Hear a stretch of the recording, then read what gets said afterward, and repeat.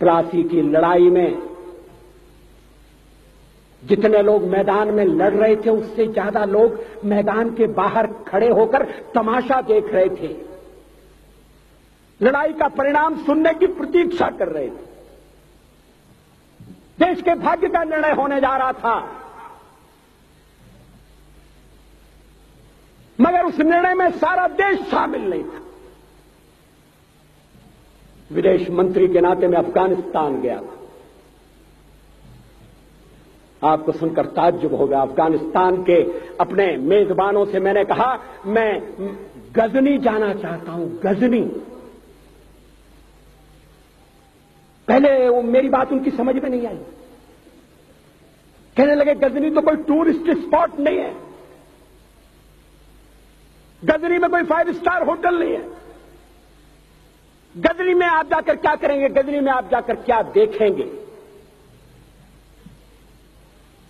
मैं उन्हें पूरी बात नहीं बता सकता। मेरे हृदय में कहीं गजनी कांटे की तरह से चुभ रहा है। जब से मैंने गजनी से आए एक लुटेरे की कथा पढ़ी है और किशोरावस्था में पढ़ी है, मैं देखना चाहता था वो गजनी कैसा है। आपको सुनकर ताज्जुब होगा, महमूद गजनी का अफगानिस्तान के इतिहास में कोई स्थान नहीं है।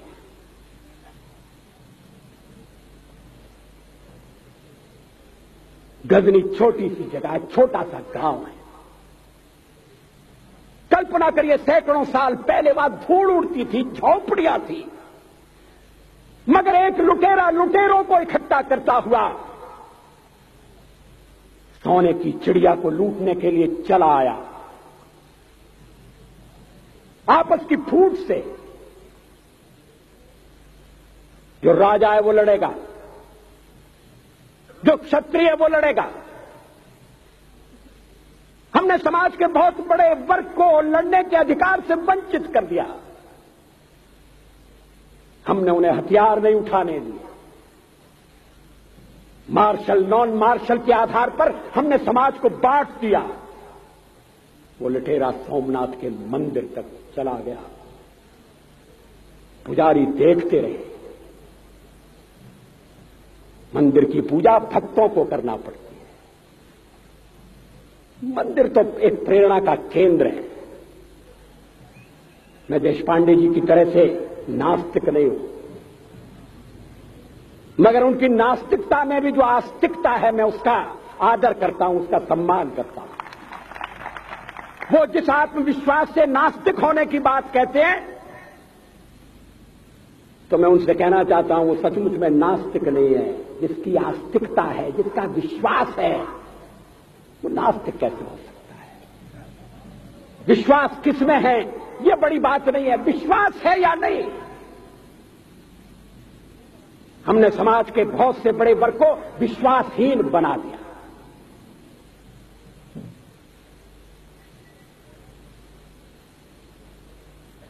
लोगों ने हथियार नहीं उठाए,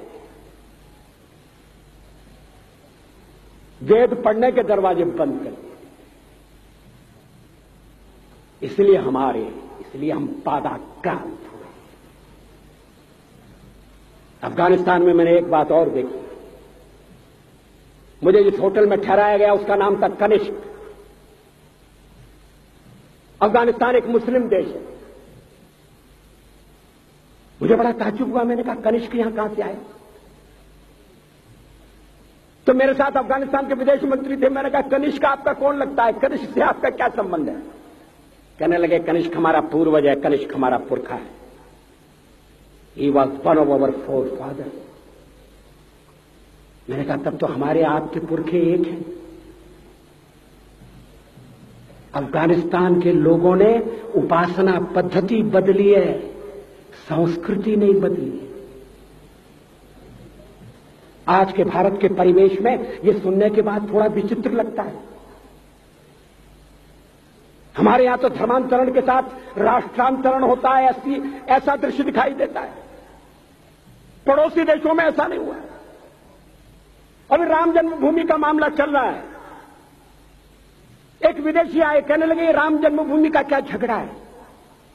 हमने कहा इस पर विवाद हो रहा है कि श्री राम कहां पैदा हुए थे, और जहां पैदा हुए थे वो स्थान उनके मंदिर के लिए प्रयुक्त किया जाए या न किया जाए।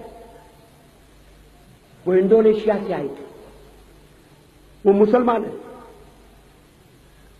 कहने लगे हम तो समझते थे कि राम के लिए सारे भारत में आदर होगा, सम्मान होगा। हमने कहा ये आपने कैसे समझा। कहने लगे आप तो इंडोनेशिया आ चुके हैं, इंडोनेशिया में बहुत से लोगों ने इस्लाम स्वीकार कर लिया, मगर श्री राम को विस्मृत नहीं किया, श्री राम को भुलाया नहीं। इंडोनेशिया के बाली द्वीप में 1 महीने रामायण की लीला होती है। मैं उस समारोह में जा चुका हूं।